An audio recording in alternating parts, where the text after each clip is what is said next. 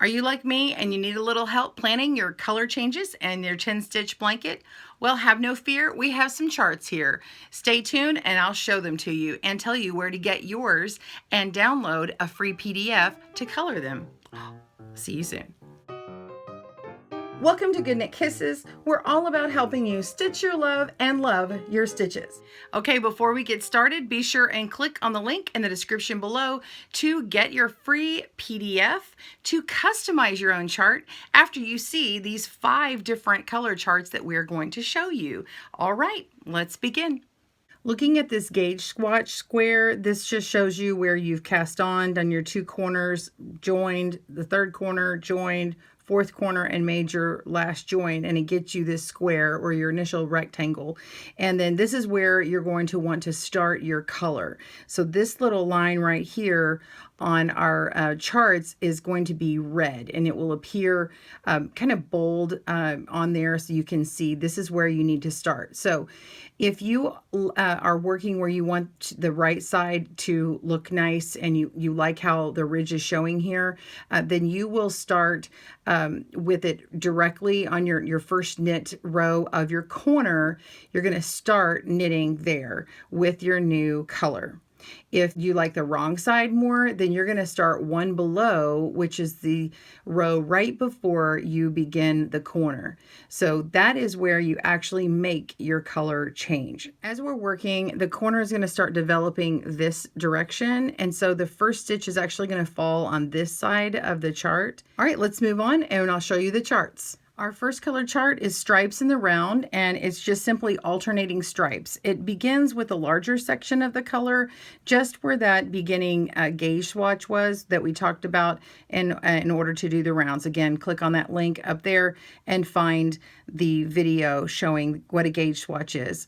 So we've got your beginning section doing the 2 corners, going down to the 3rd corner, over to the 4th, and up, and then this is where you begin. And so this little part here is where the color change happens. So that's really fun with the stripes. This next color chart is one of my favorites. It's the square gradient, and I love that it incorporates 5 different colors of purple.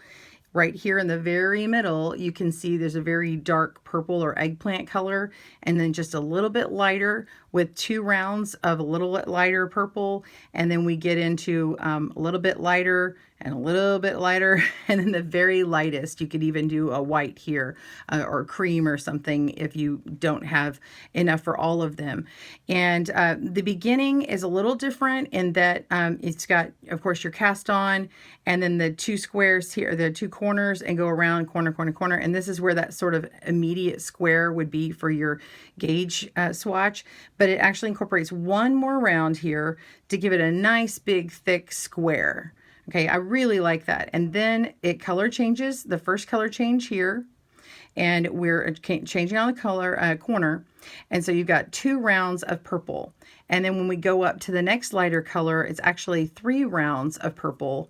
And then the next 2 colors after that also have 3. Now you can translate that to your size with the blank one as well, and do your own square gradient. But this should give you an idea of how to start your own. This one is rainbow rounds. It's so fun and brilliant and vibrant. You can use any kind of colors here. This is just giving you an idea. You could even take this and look at a color chart and how to change the different colors or tone these down, and maybe you do muted tones or pastels or whatever. It doesn't have to be this bright. So this one actually starts with the beginning cast on, just 1 color pop. And then it changes immediately on that very first corner. You're going to go around all the way to the end, which is normally where you would have your gauge swatch here. And then we change into the yellow, and then you change into the green, and then they just change every single row. So the unique part in the very beginning is just this first color pop of red in your little first cast on ridges. Now you can of course put this in a rectangular blanket as well. We're just showing it in this square. This next chart is called quarters, and it's just dividing the quarters of this up. It's not obviously in squares, it's in triangles. Now it is just slightly offset a little bit, but you really don't notice that much. We're going to zoom in here and I'll show you. It's 4 colors. We're starting with this color here in red, and it's just on that beginning cast on and beginning ridges. And then the very first corner, you're going to go ahead and change into your second color. The third color is incorporated in the second corner, and then you continue it when you do your first join. Then you change it to the 4th color on the 3rd corner and continue in the join.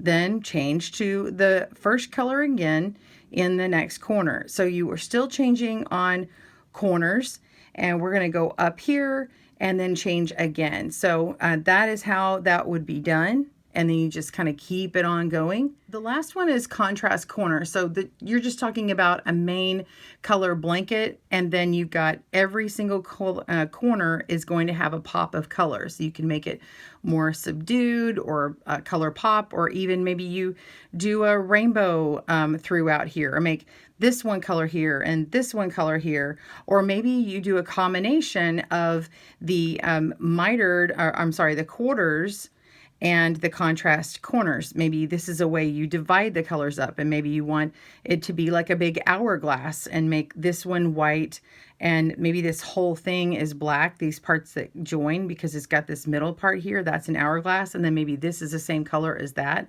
or 2 different colors. So you can plan it however you like, and you'll have the blank ones to support that. So as promised, here is your blank chart. This one has 12 rounds on it, and if you zoom in on your PDF, you'll be able to see it a little clearer than here, but there are red lines showing where you start your next color change and really where the rounds begin. So if you're trying to understand how the rounds turn out. And we've also got that on the rectangular version. So same thing, both have 12 rounds, but we've upped it again for you and have 24 rounds. So you have more room for colorizing a chart and making it really your own. I really can't wait to see these and what you make. All right, well, what did you think of that? Tell me down in the comments below, which style is your favorite? Are you excited to get that free PDF download and design your own? I can't wait to see which one is your favorite. And I'll tell you, mine is really designing its own, but I do love how Joanne did that gradient one, because it really just kind of takes some guesswork out, and you could just go shopping at the store and sort of put your skeins together and go, ooh, this is the ones I want. And then use the calculator. So click on the icon right over here, the eye, and go look at that yardage calculator for the 10 stitch, because you're going to want to know how to calculate those out and get all the perfect rounds. So be sure and use them all in cohesion together. So I hope you enjoyed this this 10 stitch series. We will add some more in the future. We do have plans for them. And check out the playlist. We have a loom knit playlist and a needle knit playlist for all the 10 stitch videos. I'm so glad that you joined us today. Please be sure and smash that subscribe button and the bell so you continue to get alerts whenever we upload a new video. All right, well, I'm so glad that you joined us on this journey of stitching your love and loving your stitches. I hope you have a great day, and happy knitting and crochet. Bye-bye.